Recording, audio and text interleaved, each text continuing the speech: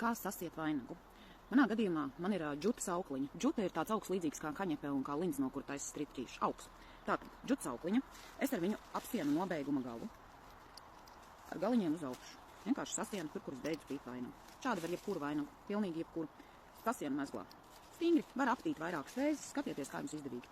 Noīsinu ar šķērītnēm liekos galus. Protams, vienmēr var siet arī ar smilgām, bet, būsim godīgi, tomēr ar saitīti turās labi.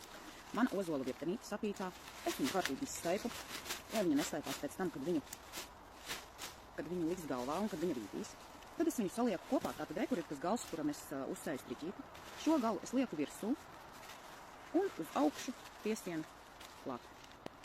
Meiteņu vainagiem, priekš šīs sasiešanas, jūs droši varat lietot arī lentes.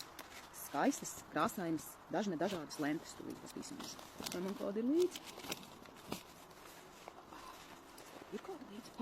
Lūk, un sasieniet, un droši atstājiet, lai lentes karājās. Visiem tradicionāliem vainagiem, kā arheoloģijā, tā etnogrāfijā, agrāk ir bijušas lentes, kas karājas meiteņu vainagiem.